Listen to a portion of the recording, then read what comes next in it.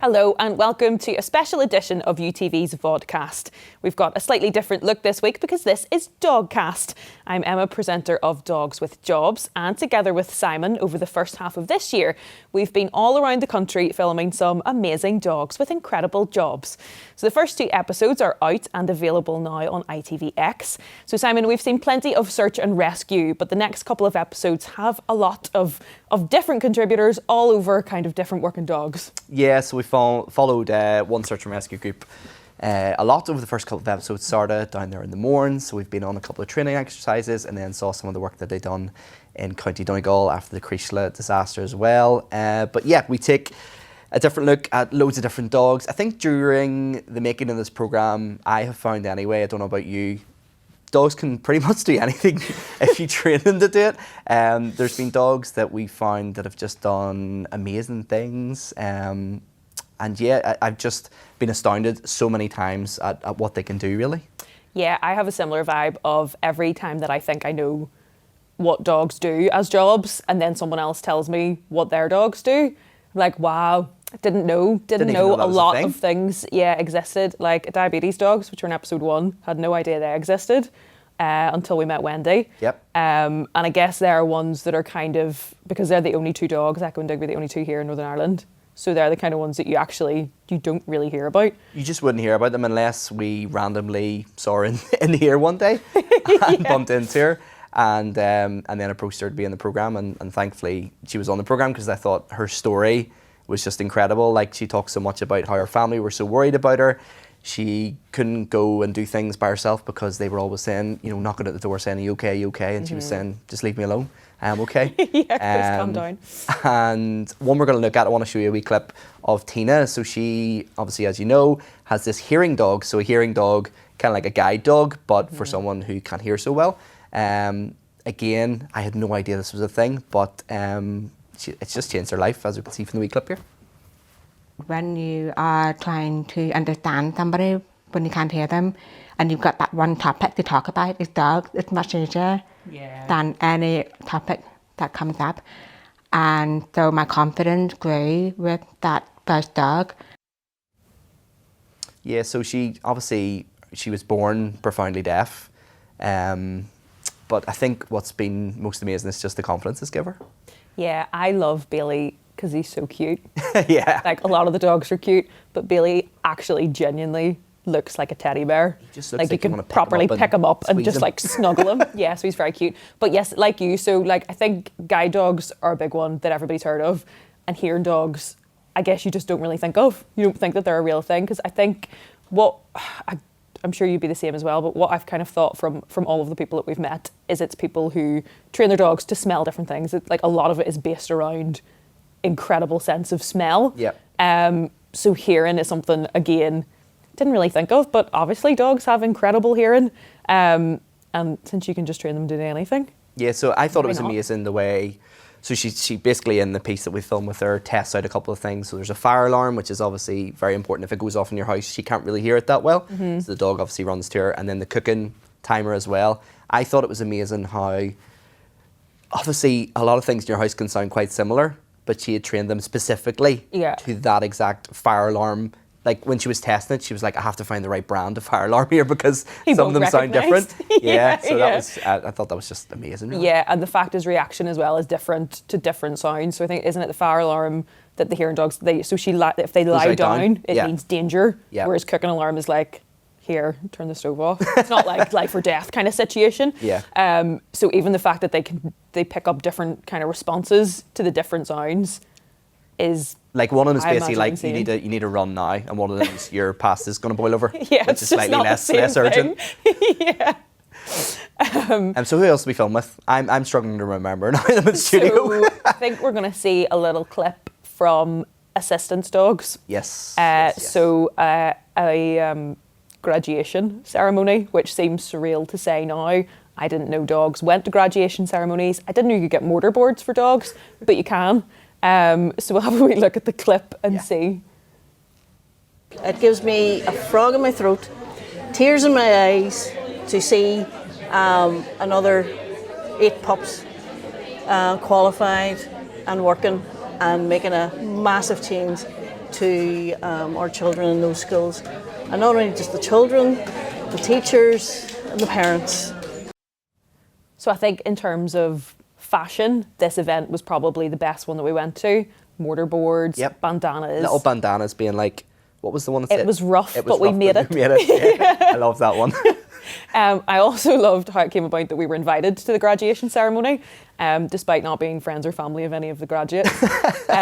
So I don't know if you remember, it was actually, I think it was Gary, who's the trainer from Sissons Dog, mentioned it in passing. Yep. And was like, oh, this graduation ceremony's happening on Friday. I'm like, Gary, do you know what would be good? If we went to that, We went because to the that, people please. need to see it. Yeah. Yeah.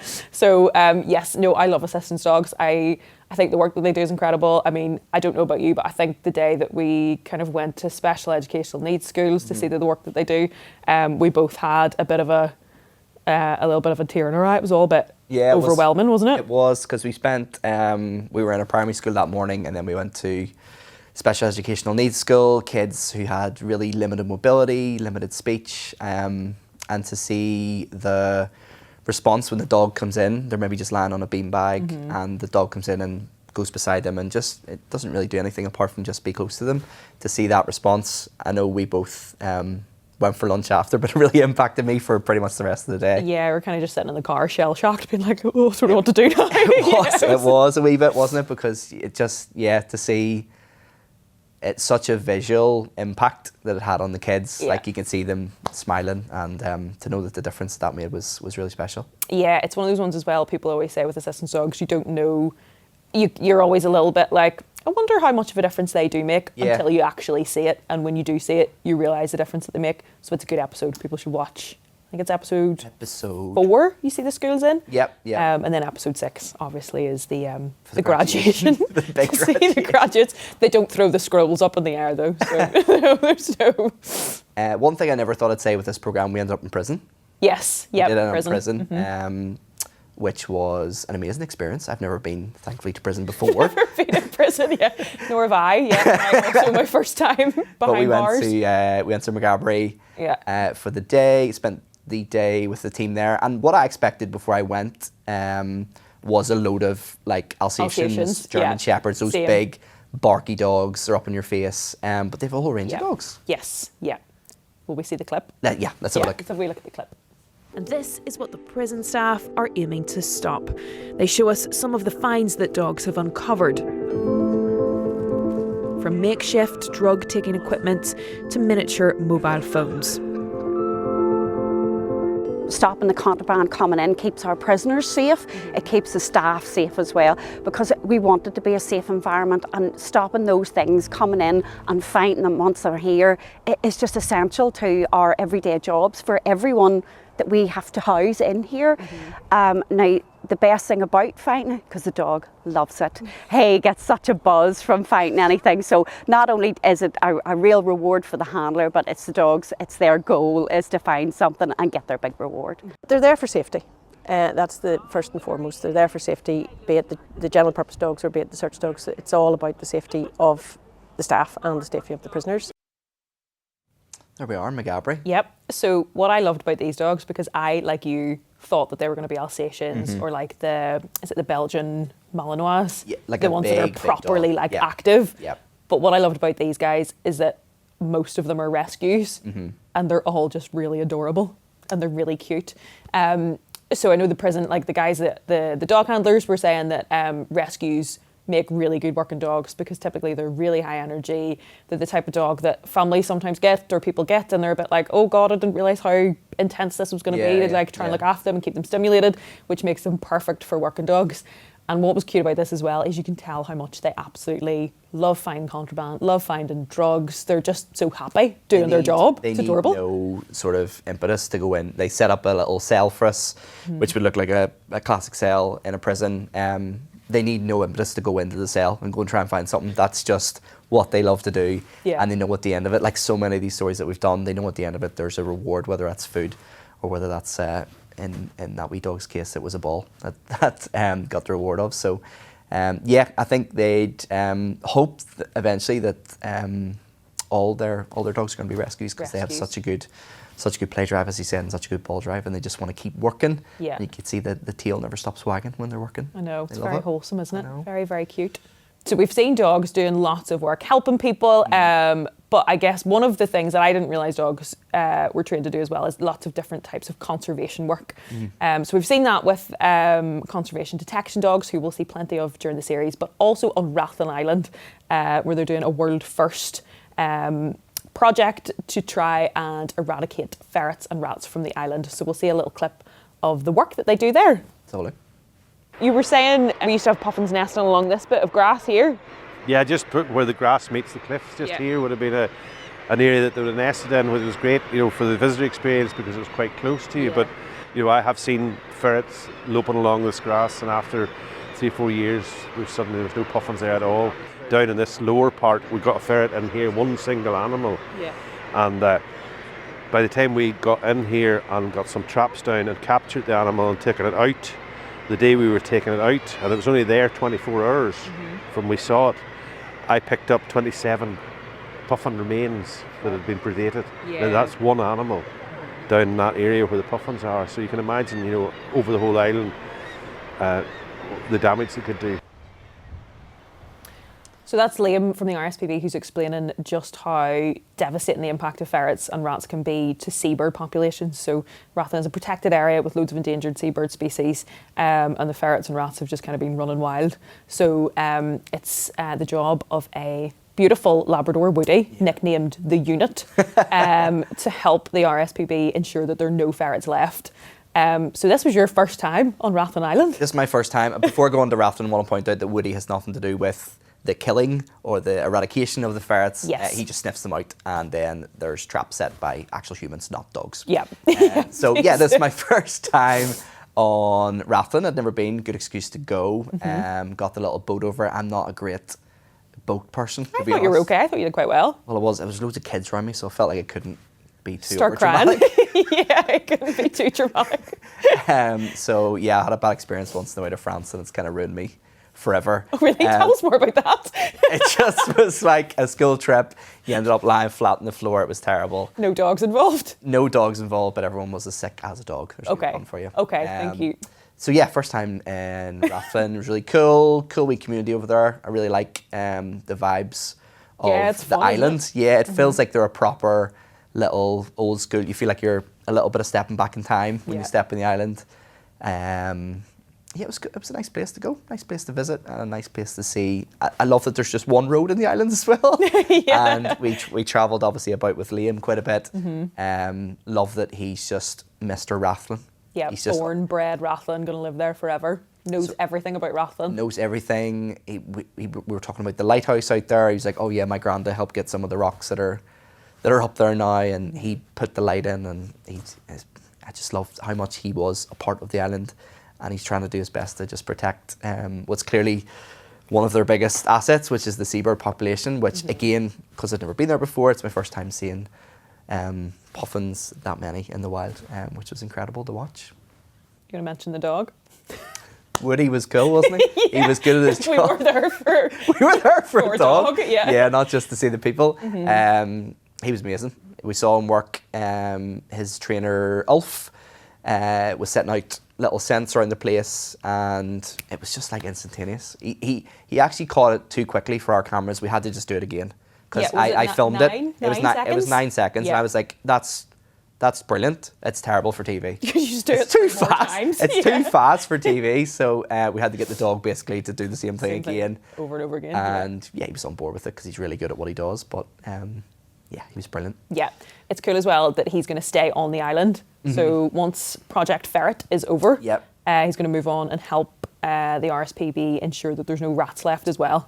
So he's kind of there for the foreseeable Yes, future. they're both. Am I right in saying they're both about 18-month projects? Yeah, and he I think just so, then yeah. he just then circles the island to make sure that there's none left. But basically, I think they're nearly done with the ferrets. I think they're due to be done by the end of the year anyway. Yes, so my understanding is the hope is that Woody doesn't find any ferrets.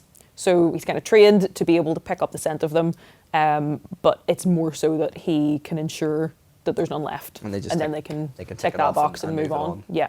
For the rats. I want to talk about the biggest dog in our programme, Yep. which is Brian Boru, The big dog. the big dog himself. So we visited Thiepval Barracks, part of the Royal Irish Regiment, and he was, I've never seen a dog this big in my life. Yeah, he was huge, was wasn't humongous, like genuinely was just like a horse. You could see why these things are the mascot of the Royal Irish, because You could ride them into war. you if had could, to. Yeah. like, I'm surprised that someone hasn't, because I'd say if he stood up tall, he was probably 6.5, 7 foot, Yeah, he's massive. enormous. And huge. we visited him on his birthday, which is quite cool. We'll have a wee look at the clip. Like, yes. Near enough every parade I've probably ever done, probably still do. I'd probably be nervous at the start. I'm always thinking, if a dog sees another dog, going to pull, he's going to do this. You know, I'm always trying to do the best and look the part. The Connie surprises me, because the panic then with me is like, it's like you didn't need it, because Connie takes you around it. You know, not that he's pulling or whatever. Don't get me wrong, he's a dog, and at times, you know, you need to pull the lead in a bit and things like that. But Connie sort of pretty much knows what he's doing. So that's Robert and Connery, which is Brian Boru's pet name, best mates, and sadly, Connery's passed away. I know, very, very sad news. Yeah, as happens with dogs, you don't get long enough with them. But he was awesome to go and visit. He was great. What I love about that clip is Robert talking about how Connery doesn't get nervous before parades. Yep. But he did tell us that he just gets nervous about a lot of other things, because he's scared of frogs. He is scared of frogs. And also has to sleep with the cooker light on in the kitchen because he's afraid of the dark. I just love that a dog like that, which we've just talked about riding into battle, and it's 7 foot tall, and it's this big, almost mythical creature, that he needs the cooker light on to go to sleep. Yep, still scared of the dark. So the hope is, I'm guessing, that there'll be a Brian Boru. He was Brian Boru the 10th. Yeah. The hope is, I suppose, that there'll be a Brian Boru the 11th, and that 11th. the line of Irish Wolfhound mascots will carry on for the Royal Irish. Yep.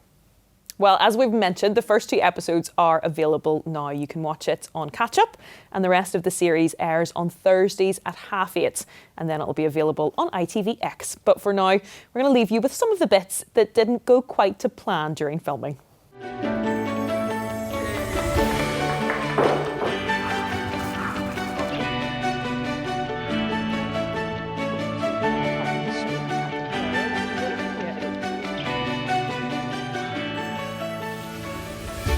And they're set to go full-time to schools across Northern Ireland to work as school assistants dogs. We put that one on the outtakes reel? Yeah. Yeah, okay, you don't need to go for the microphone, okay? No. Oh, you're lovely, aren't you?